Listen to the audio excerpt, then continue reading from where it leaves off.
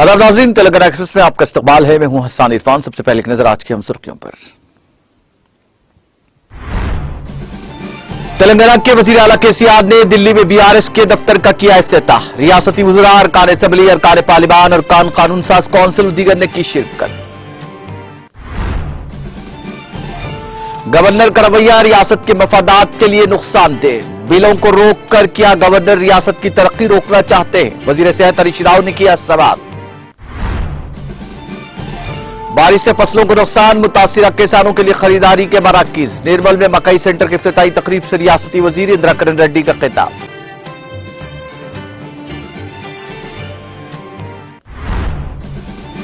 मरकज की तासुब परस्ती के खिलाफ आवाज उठाने की ताकत सिर्फ बीआरएस में मौजूद। बीआरएस पार्टी के कौमी दफ्तर की इफ्तिताई तकरीब में वज़ीर दाखिला मोहम्मद महमूद अली की शिरकत। अक़लियती कायदीन के साथ दरगाह हजरत निजामुद्दीन औलिया रहमतुल्लाह अलैह पर दी हाजिरी। रियासत की तश्कील के बाद बलकमपेट मंदिर को दी गई तरक्की। मंदिर के हाथे में शॉपिंग कॉम्प्लेक्स के इफ्तिताह के बाद रियासती वजीर श्रीनिवास यादव का खिताब। नई दिल्ली में बीआरएस के दफ्तर का इफ्तिताह, फखरिया लम्हा। बीआरएस सुकुन कानून साज काउंसिल के कविता का बयान।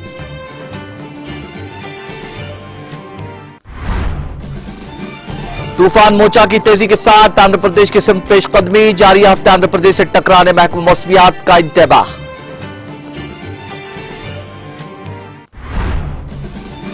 और रेसलिंग फेडरेशन ऑफ इंडिया के सरबराह पर जिनसी ज्यादती के इल्जाम का मामला। सुप्रीम कोर्ट ने खवातीन पहलवानों को हिरासत करने से मुताल्लिक दरखास्त की बंद।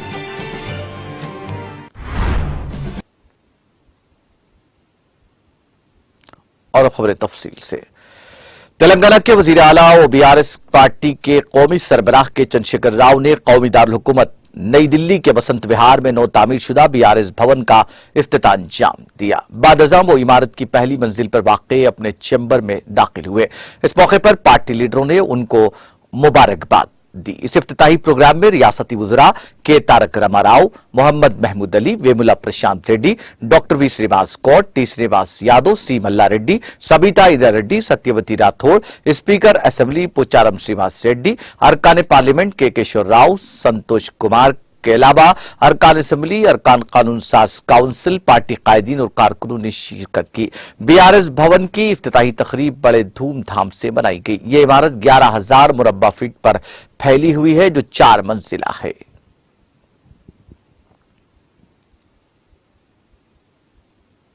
रियासती वजीर दाखिला मोहम्मद महमूद अली ने जुमेरात को बीआरएस के अक़लियती कायदीन के साथ नई दिल्ली में बीआरएस की कौमी पार्टी ऑफिस की इफ्तिताही तकरीब में शिरकत की।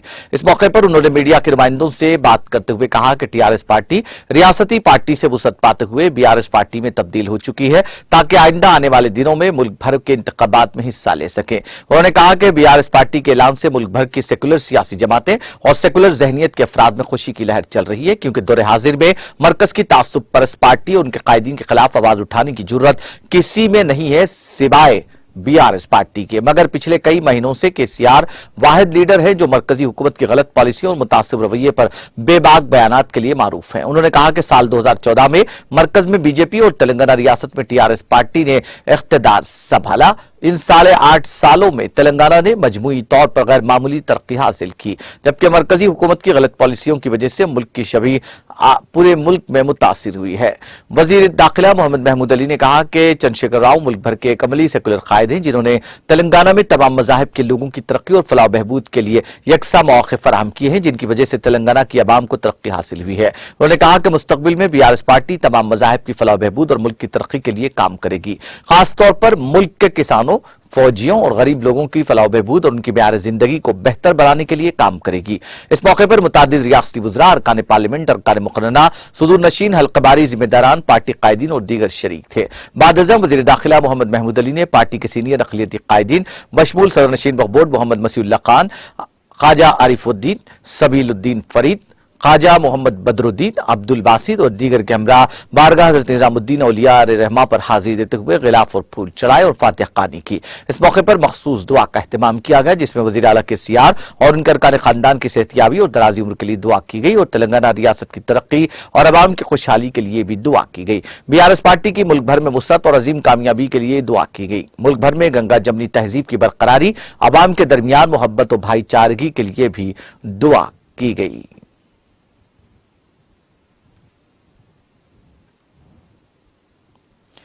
वज़ीर सेहत हरीश राव ने वाज़ेह किया कि वो रियासत के गवर्नर की हैसियत से तामिलिसाई सौंदरराजन का एहतराम करते हैं, लेकिन साथ ही उन्होंने सवाल किया कि क्या गवर्नर को सेक्रेटेरिएट शुरू करने के लिए बुलाना आइन में मौजूद है।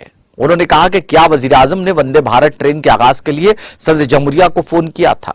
हरीश राव ने सवाल किया कि वंदे भारत ट्रेन कितनी बार चलाई जाएगी। गवर्नर का रवैया रियासत के मफादात के लिए नुकसानदेह है। हरीश राव ने कहा कि गवर्नर के रवैये से तामिली शहरियों की इज्जत नफ्स मुतासिर हो रही है। उन्होंने बास फाइल्स गवर्नर की जानिब से रोके जाने पर पूछा कि क्या मेडिकल एजुकेशन के प्रोफेसर्स की रिटायरमेंट की उम्र 7 माह बढ़ाने के बिल को रोकना जरूरी है। उन्होंने कहा कि जब तक सुप्रीम कोर्ट कोई फैसला न करे बिलों पर कोई हरकत नहीं होगी। उन्होंने कहा कि रियासत में तजुर्बेकार प्रोफेसर्स नहीं है, इसलिए रिटायरमेंट की उम्र में इजाफा किया गया। क्या दीगर रियासती यूनिवर्सिटीज में भर्ती नहीं कर रही हैं। उन्होंने सवाल किया कि इस बिल को 7 माह के लिए रोककर वापस भेजना कितनी नाइंसाफी है। क्या यह बेरोजगारों को नौकरियों से रोकना नहीं है। हरीश राव ने कहा कि रियासत के तलबा से मेयारी तालीम छीन ली जा रही है। वजीर हरीश राव ने कहा कि गवर्नर यह कहकर अपनी हुकूमत की पुष्पनाही कर रहे हैं कि यह मेरी हुकूमत है। गवर्नर बच्चों की तालीम और बेरोजगार नौजवानों से नौकरियां छीन रहे हैं।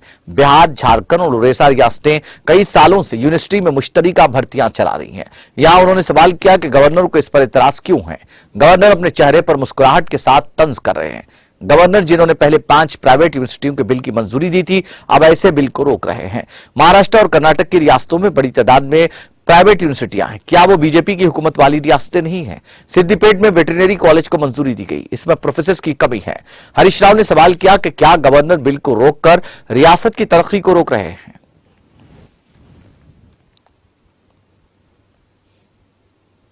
वज़ीर जंगलात इंद्रकरण रेड्डी ने कहा कि हुकूमत ऐसे किसानों की मदद के लिए खरीदारी मराकज कायम कर रही है जो गैर मौसमी बारिश की वजह से बुरी तरह मुतासिर हुए हैं। उन्होंने निर्मल मार्केट यार्ड में मार्कफेड के तहत कायम मकई सेंटर का इफ्तिताह किया। उन्होंने इस मौके पर कहा कि गुज़िश्ता चंद दिन पहले हुई बारिश से चावल, मकई और दीगर फसलों को बड़े पैमाने पर नुकसान पहुंचा है। इन हालात में हुकूमत ने बगैर किसी शर्त के अनाज खरीदने का फैसला किया है। उन्होंने किसानों को चौकस रहने का मशवरा दिया क्योंकि मजीद चंद दिनों तक बारिश का इम्कान है।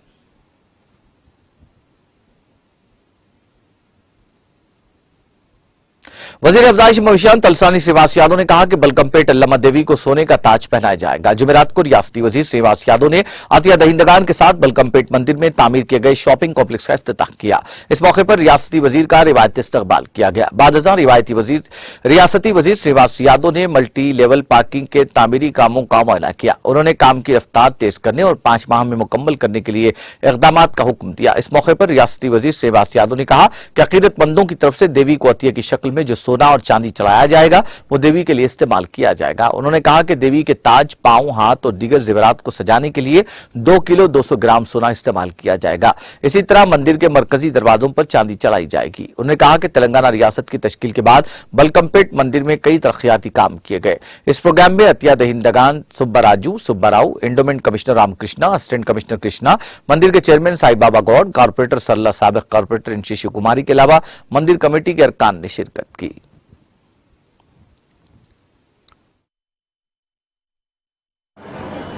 సరే ఇక్కడ వ్యాపారం చేసుకునే వాళ్ళకు చాలా సంవత్సరాల నుంచి వ్యాపారం చేసుకునేటువంటి వాళ్ళకు కొంత నీడ కల్పించాలన్నటువంటి ఉద్దేశంతోనే ఒక 34 షాపులని మరి నిర్మాణం చేయడం జరిగింది. వాళ్ళు కొబ్బరికాయలు కానీ కొన్ని భగవంతునికి సంబంధించినటువంటి వస్తువులు అమ్ముకున్నారు. అవన్నీ వాళ్ళకు ఫ్రీగానే ఇచ్చేయడం. దీంట్లో నేను ఈఓ గారికి, మా చైర్మన్ గారికి మనస్ఫూర్తిగా అభినందనలు. వాళ్ళ కష్టమే ఇదంతా. రెండోది మా డోనర్స్, పెద్ద ఎత్తున డోనర్స్ ముందుకొచ్చి 34 షాపులు కూడా డోనర్సే ఇచ్చారు. అందుకే ఎవరైతే 60-70 ఏళ్ళ నుంచి 15-20 ఏళ్ళ నుంచి వ్యాపారం చేసుకునే వాళ్ళకందరికీ ఫ్రీగానే ఇచ్చినాం. ₹1 వాళ్ళ దగ్గర తీసుకోవాలి, కిరాయి కూడా ఉండదు. ఒకటి ఏంటంటే పవిత్రమైనటువంటి పుణ్యక్షేత్రం కాబట్టి ఈ పుణ్యక్షేత్రంలో భక్తులు ప్రజలు వ్యాపారం చేసుకునే వాళ్ళు కూడా సంతోషంగా ఉండాలనేటువంటి ఉద్దేశంతో మీరు చూసిన వాళ్ళ కళ్ళల్లో ఎంత ఆనందం ఉన్నదో. రెండోది, కొంతమంది సరే మధ్యలో వచ్చి వ్యాపారం చేసుకుంటున్నారు, వాళ్ళు కూడా పాపం ఏదో షాపులు కావాలనేటువంటి బాధలు ఉన్నారు. ఇంకా కొన్ని షాపులు కడతాం, స్థలాలు ఉన్నాయి, ఇంకా షాపులు కట్టి డోనర్స్ కూడా ముందుకు వస్తున్నారు. వాళ్ళందరికీ నేను మనస్ఫూర్తిగా అభినందనలు. ఇంకా కొన్ని షాపులు కట్టిన తర్వాత ఎవరికి ఇబ్బంది లేకుండా ఆ కార్యక్రమం అంతా చేస్తాం. రెండోది, రోడ్ల మీద అమ్ముకోవడము, భక్తులను ఇబ్బంది పెట్టడము అట్లా కాకుండా. రెండోది, మీరు చూసిర్రు బల్కంపేట ఎల్లమ్మ అమ్మవారు తెలంగాణ ప్రభుత్వం రాకముందు వచ్చిన తర్వాత చూస్తున్నాం ఏమేమి కార్యక్రమాలు జరిగినాయి అనేది కూడా చూస్తున్నాం. ఇంకోటి 4 ఆర్చ్ గేట్లు ఏవైతే కమాన్లు అంటారో 4 ఆర్చ్ గేట్ల నిర్మాణం ఒకటి, స్వామివారికి మరి బంగారు కిరీటము, దీంతో పాటు కొంత రక్షణ సెక్యూరిటీ.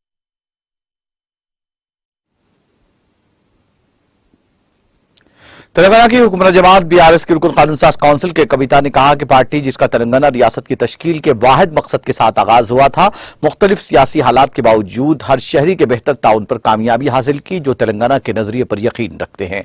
सोशल मीडिया के अहम प्लेटफॉर्म ट्विटर पर सरगर्म कविता ने एक ट्वीट करते हुए कहा कि अपने मिशन के साथ एक शख्स ने अपने अहद के जरिए मुल्क की 39 सियासी जमातों को मुतासिर किया ताकि वो तेलंगाना रियासत की हिमायत करे। ये तेलंगाना की तश्कील और तरक्की के लिए केसीआर की सियासत और इस्तेकामत थी कि आज बीआरएस के लोकसभा में 9 अरकान पार्लियामेंट, राज्यसभा में 7 अरकान पार्लियामेंट, तेलंगाना में 105 अरकान असेंबली और पार्टी कौमी कुव्वत के तौर पर उभर रही है। नई दिल्ली में पार्टी के दफ्तर का इफ्तिताह हर गुलाबी सिपाही के लिए फख्र का लम्हा है। यह हमारे लीडर केसीआर का एक शानदार सफर है। हर किसी ने उन पर, उनके विजन और बीआरएस के अहद पर यकीन किया।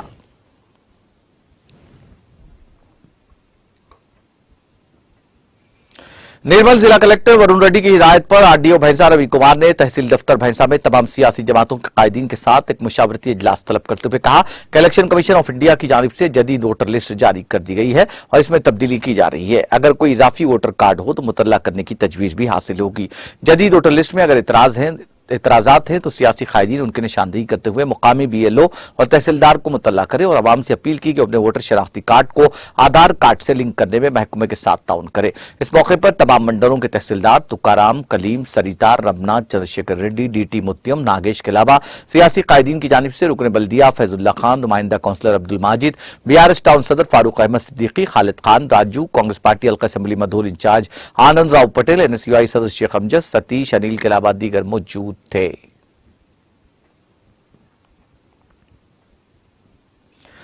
सीपीआई लीडर डॉक्टर के नारायण ने आनंदबाग चौक पर मुनक्किदा मीटिंग में मेहमान खुसूसी की हैसियत से शिरकत की। उन्होंने पदयात्रा में भी हिस्सा लिया। उन्होंने इस मौके पर खिताब करते हुए कहा कि मोदी हुकूमत को आइन में दर्ज खुदमुख्तारी को तबाह कर रहे हैं। 5 उन्होंने कहा कि 400 अवामी दराजात की कंपनियों को खानगिया गया है। उन्होंने कहा कि मोदी के इख्तिदार में आने के बाद कांग्रेस के दौर में शुरू होने वाली ग्लोबलाइजेशन, लिबरलाइजेशन और प्राइवेटाइजेशन के दरवाजे पूरी तरह खुल गए हैं। मुनाफे पर चलने वाले बैंकों, इंश्योरेंस कंपनियों समेत तमाम शोबों की निजकारी, स्टील, कोयला, रेलवे, हवाबाजी, तेल कंपनियां, बंदरगाहें और आखिरकार मुल्क में दिफाई शोबा सब कुछ तबाही के दहाने पर लाते हुए उन्हें खानगियाने का अमल जारी रखा हुआ है। इसके लिए खवानीन बनाए गए।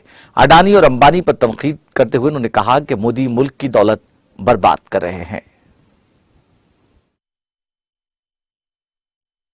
ఈ అంబేద్కర్ అయితే రాజ్యాంగంలో ప్రతిపక్షాలు ఆ మతాతీత రాజ్యాంగం, లౌకిక వ్యవస్థ, ప్రజాస్వామ్యం, అదేవిధంగా మనకున్నటువంటి భారతదేశ ఐక్యత, ఇవన్నీ కలిసి రాజ్యాంగం చెప్పారు. కానీ ఇప్పుడున్నటువంటి మోదీ ప్రభుత్వం ఆ రాజ్యాంగం లౌకిక వ్యవస్థను ధ్వంసం చేస్తా ఉంది. నిన్నగాక మొన్ననే నిర్మలా సీతారామన్ ఒక ఉపన్యాసం ఇచ్చారు. దాన్ని ఏమంటారంటే ఈ స్వాతంత్రం వచ్చిన తర్వాత ముస్లింస్ ఎక్కువ మంది పెరిగిపోతా ఉన్నారు, జనాభా పెరిగిపోతా ఉంది, ఇది ప్రమాణం చెప్తా ఉంది. సాక్షాత్ కేంద్ర మంత్రి ఏ రాజ్యాంగం అయితే లౌకికంగా చెప్తా ఉన్నాడు, ఈ దేశంలో హిందువులు, బుద్ధు, బౌద్ధులు, జైన్స్, క్రిస్టియన్స్, సిఖ్స్, అందరూ కలిసేటువంటి సమైక్య దేశాన్ని పనిచేస్తా ఉన్నారు. సమైక్య భారతదేశం ప్రజలతో ఏకత్వం నిరూపిస్తున్నారు. అలాంటప్పుడు కేంద్ర మంత్రి ఒక మతపరమైన విషయాన్ని చూపించడం ప్రయత్నిస్తున్నట్టు అర్థమైంది. కర్ణాటక దగ్గర జరగబోతా ఉన్నాయి. కర్ణాటక జరగాల రేపు రాబోయే ఇక్కడ రాబోతా ఉన్నాయి. దీంట్లో 180 మంది ఉన్నటువంటి హిందువులు దర్శించడం ద్వారా ముస్లింస్ వ్యతిరేకంగా వాళ్ళు ఓటు దండుకోని చెప్పేసి తప్ప ఈ రాజ్యాంగాన్ని పాఠాలను వాళ్ళ ఉద్దేశం కాదు. అంబేద్కర్ గౌరవించాలనే ఉద్దేశం కాదు. అంబేద్కర్ गोलकुंडा के सदर काजी हाजी मोहम्मद यूसुफुद्दीन हुसैन मरहूम की मियाद तकरीबन 2 माह कबल खत्म हो गई। उनके इंतकाल के बाद उनके फर्जंद ने सदर काजी के तौर पर जिम्मेदारी संभाल ली। बताया जाता है कि उनके तहत माविन काजी निकाह पढ़ा रहे हैं, लेकिन निकाहनामा और मैरिज सर्टिफिकेट के हुसूल का मसला पैदा हो रहा है। वक्फ बोर्ड के महकमे खजात का कहना है कि चूंकि काजी इसके लिए जिम्मेदार है, मुतालिका काजी से निकाहनामा की कापियां हासिल की जाएं और मैरिज सर्टिफिकेट के लिए रुजू हों। चूंकि गोलकुंडा काजी ने खुद जिम्मेदारी संभाल ली है और वक्फ बोर्ड से उनका तकर्रुर अमल में नहीं आया है, वक्फ बोर्ड मैरिज सर्टिफिकेट जारी करने से इनकार कर रहा है। इस जिम्मन में आज गोलकुंडा खजात के एक वफ्द ने वक्फ बोर्ड खजात के महकमे से नुमाइंदगी की और निकाहनामा की कापियां और सर्टिफिकेट का मुतालबा किया, लेकिन खजात महकमे ने उन्हें देने से इनकार कर दिया क्योंकि वो वक्फ बोर्ड की तरफ से काजी मुकर्रर नहीं है। वक्फ बोर्ड और खजात महकमे ने शहरियों से अपील की कि वो इस शादी के अमल को आसान बनाने के लिए इन काजियों से इज्तनाब करें।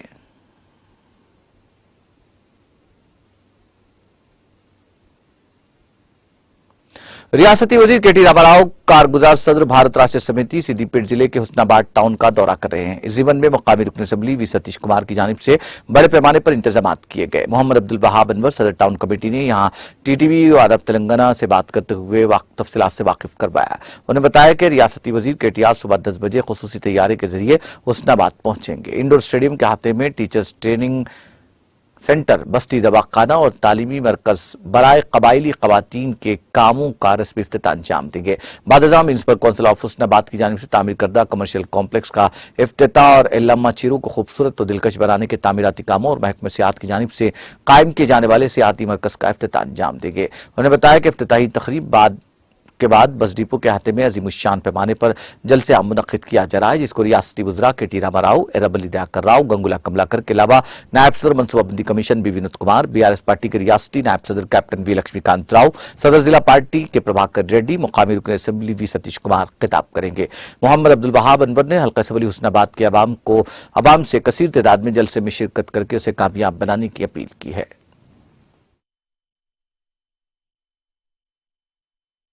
बच्चों को ऐसो दे रहे हैं और कल के जो जलसे के अंदर हमारे केटीआर साहब से हमारे कॉन्स्टिट्यूशन की तरफ से हम जो आईटी हब का मुतालिबा कर रहे हैं और कई चीज़ें हमारे एमएलए साहब भी जो मुतालिबा उनके सामने रखेंगे और हमको उम्मीद है केटीआर साहब हमारे कॉन्स्टिट्यूंसी के वास्ते, क्योंकि केसीआर साहब के बाजू में ही हमारा कॉन्स्टिट्यूंसी रहने की वजह से लिहाज रहेगा। हम चीफ मिनिस्टर के डिस्ट्रिक्ट में है और केटीआर साहब भी इस कॉन्स्टिट्यूंसी के ऊपर बड़े मोहब्बत रखने वाले हैं और हमारे एमएलए साहब और उनके जो वालिद कैप्टन लक्ष्मीकांत राव साहब को भी बहुत अच्छी यानी हमारे केसीआर साहब के उनकी मांग है और उन्होंने अब तक हमारे कॉन्स्टिट्यूंसी में बहुत सारे फंड्स लाकर इस कॉन्स्टिट्यूंसी को डेवलप करे हैं और उम्मीद रखते हैं कल के जो जलसे का जो मतलब और हमारे कल के जलसे का जो फायदा।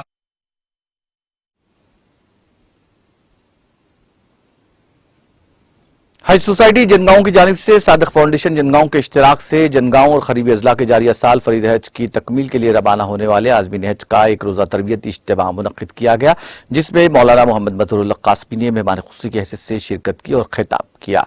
इस मौके पर उन्होंने अपने खिताब में मनासिक हज की तमाम तफसीलात पेश की और सफर हज की इब्तदा से तमाम उमूर की तकमील तक तफसीलात पेश की। मौलाना मोहम्मद मजहर कासमी ने साहिब निसाब मुसलमानों पर जोर दिया कि बउजलत मुमकिना अज़्म हज करते हुए सफर की तैयारियों का आगाज करें।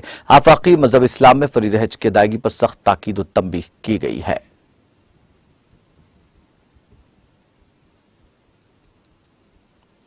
तेलंगाना हाईकोर्ट की गेट नंबर 6 के करीब एक शख्स के कत्ल की वहशियाना वारदात पेश आई। सरेआम हमलावर ने एक शख्स को चाकू मार दिया और फरार हो गया। दोनों के दरमियान 10,000 रुपए के मामले पर झगड़ा हुआ था। मुकामी अफराद की इत्तला पर पुलिस वहां पहुंची, जिसने तफसीलात हासिल की और लाश को पोस्टमार्टम के लिए गांधी अस्पताल मुंतकिल कर दिया। पुलिस ने मकतूल की शनाख्त मिथुन के तौर पर की है, जो मुकामी सुलभ कॉम्प्लेक्स में काम करता था। पुलिस ने इस सिलसिले में एक मुकदमा दर्ज करके तहकीकात का आगाज कर दिया।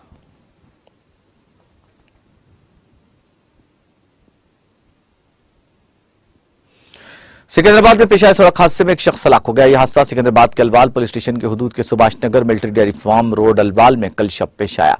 ऐनी शाहिदीन के मुताबिक 26 साल खातून, जिसकी शनाख्त शिवानी के तौर पर की गई है, तेज रफ्तारी से कार चला रही थी कि उसने कार का तवाजुन खो दिया और यह कार एक शख्स के साथ साथ 2 छोटी दुकानात, 2 मोटरसाइकिलों और एक हाई टेंशन वायर से टकरा गई। हादसे की शिद्दत के नतीजे में हाई टेंशन वायर 2 टुकड़े हो गया, जिसमें से एक टुकड़ा मोटरसाइकिल पर वहां से गुजरने वाले स्विग्गी बॉय पर गिर पड़ा, जिसके नतीजे में वो शदीद तौर पर झुलस गया। जख्मियों को इलाज के लिए अस्पताल मुंतकिल किया गया, जहां एक की मौत हो गई। पुलिस ने बताया कि शिवानी सॉफ्टवेयर मुलाजिमा है। शुबा किया जाता है कि शिवानी ने एक्सीलेटर पर पैर रख दिया, जिसके नतीजे में कार की रफ्तार में इजाफा हो गया और उसने कार का तवाजुन खो दिया और यह हादसा पेश आया।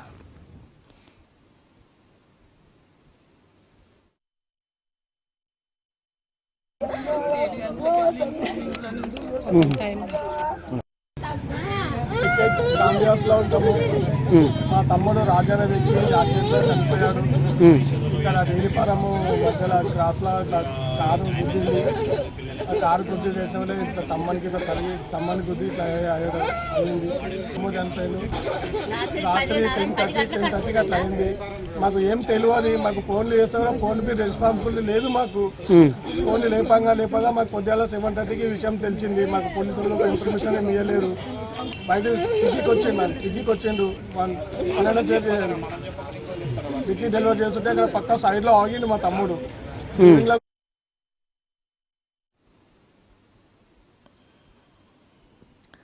तूफान मोचा तेजी के साथ आंध्र प्रदेश की पेशकदमी कर रहा है, जो जारिया साल का पहला तूफान है। हिंदुस्तानी महकमा मौसमियात ने कहा कि आंध्र प्रदेश में जारिया शदीद बारिश हो सकती है, क्योंकि तूफान मोचा इम्कान है कि 6 मई को जुनूब मगरिब खलीज बंगाल में बनेगा और 7 मई को इम्कान है कि हवा के कम दबाव का इलाका बनेगा। 8 मई को वस्ती खलीज बंगाल की सिमत पेशकदमी करते हुए समंदरी तूफान में तब्दील हो जाएगा। महकमा मौसमियात ने कहा कि सूरत हाल पर नजर रखी जा रही है। इस तूफान के पेश नजर आंध्र प्रदेश में शदीद बारिश का इम्कान है। किसानों को मशवरा दिया गया कि वह एहतियात करें और अपनी ज़रई व बागबानी की फसलों का तहफ़्फ़ुज़ करें।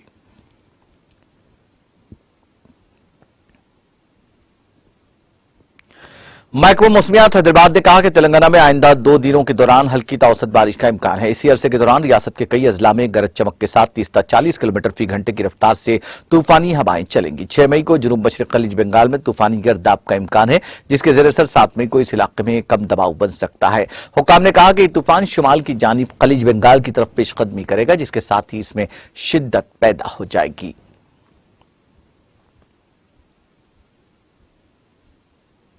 हैदराबाद के पुराने शहर में वाक़ पुलिस स्टेशन छतरी नाका हुदूद में एक खातून पुलिस कांस्टेबल ने फांसी लेकर खुदकुशी कर ली।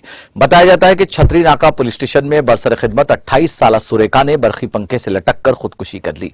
सुरेखा, जो अपनी बहन के साथ शालीबंडा के इलाके में मकान किराए पर ले रखी थी, ताम खुदकुशी की वजूहात का पता न चल सका। इस वाक़े की इत्तला के साथ ही पुलिस ने मकाम वाक़या पहुंचकर ज़ाब्ते की कार्रवाई की और नाश को पोस्टमार्टम की गर्ज से उस्मानिया दवाखाना के मुर्दाखाना मुंतकिल कर दिया। पुलिस ने इस सिलसिले में एक मुकदमा दर्ज करके तहकीकात का आगाज कर दिया।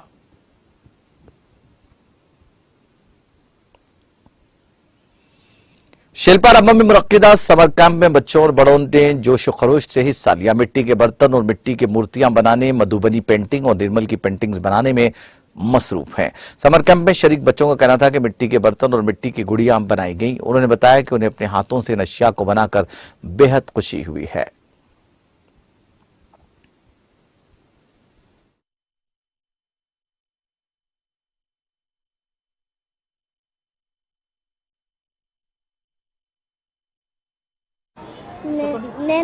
నేను గచ్చిబౌలి నుంచి వస్తున్నా. నేను ఇంకా క్లే టాయ్స్ ఇంకా పెన్సిల్ స్కెచ్ నేర్చుకుంటున్నా. బాగా నేర్పిస్తున్నారు, బాగుంది. నా పేరు కార్తిక. నేను అక్రిలిక్ పెయింటింగ్ ఇంకా పెన్సిల్ స్కెచ్ నేర్చుకుంటున్నాను. నేను కొండాపూర్ నుంచి వస్తున్నాను. లాస్ట్ ఇయర్ కూడా నేను అక్రిలిక్ పెయింటింగ్ తీసుకున్నా, కానీ పెన్సిల్ స్కెచ్ కాకుండా క్లే టాయ్స్ తీసుకున్నాను. నా పేరు శ్రేష్ఠ. నేను ఇక్కడ ఆర్క్లిక్ పెయింటింగ్ మరియు భగవద్గీత శ్లోకాలు నేర్చుకుంటున్నాను. సాంస్క్రిట్ కూడా నేర్పిస్తారు. అయితే ఆర్క్లిక్ పెయింటింగ్లో మొన్న ఫస్ట్ మే నుంచి స్టార్ట్ చేశారు. సో ఫస్ట్ మే నుంచి పెయింటింగ్ అది మొత్తం ఒక పెయింటింగ్ మొత్తం అయిపోయింది. मधुबनी सीख रही हूँ और ट्राइबल पेंटिंग सीख रही हूँ. तो ऐसे ही बाहर वो बोर्ड देखा तो अंदर आके बात किया. मैं यहाँ पे वीकेंड्स में निर्मल पेंटिंग क्लासेस के लिए आती हूँ. तो सर ने फर्स्ट टाइम बताया कि समर कैंप होगा, वहाँ भी ज्वाइन कर लो. तो वहीं से पता चला और फिर बाहर बोर्ड भी था, आके रजिस्ट्रेशन करवाया, अभी सीख रही हूँ. बहुत अच्छा लग रहा है. बचपन में सीखती थी, 10 इयर्स का ब्रेक था, वापस से आई हूँ. मैं ट्रेंड हूँ. मैंने 12 इयर्स ट्रेनिंग दिया है बचपन में, 12-13 इयर्स. पढ़ाई के लिए, हायर स्टडीज़ के लिए ब्रेक था, अभी वापस आके अच्छा लग रहा है. फर्स्ट एक कपल ऑफ डेज थोड़ा स्लो था, बट अभी अच्छा प्रोग्रेस है. నేను ఇక్కడ Cheriyal painting and Nirmal painting నేర్చుకుంటున్నాను. అండ్ అవి ఆర్ట్స్ ఇన్ని చిన్నప్పుడు నేను మామూలుగా వేసేదాన్ని. బట్ ఇప్పుడు ఈ ఆర్ట్స్ ఎక్స్పర్టిజం ఏదైతే ఉందో టీచర్స్ దగ్గర. స్కెచెస్ చేశాను బట్ అంత బాగాలేదని సో నేర్చుకోవడానికి. అండ్ ఇంకొకటి క్లే పాటీ నేర్చుకుంటున్నాను లేదంట. సో చాలా బాగుంది. ఇది నేను యాక్రిలిక్ పెయింటింగ్ పాటరీ నేర్చుకుంటున్నా.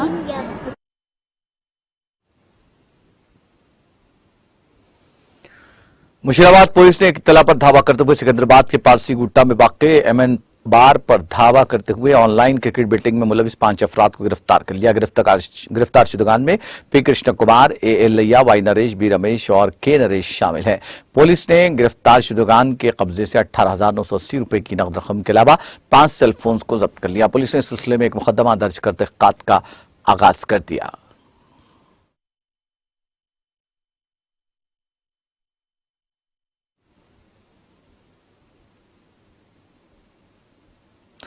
तेलंगाना एक्सप्रेस में वक्त ब्रेक का, ब्रेक के बाद भी खबरों का सिलसिला जारी रहेगा.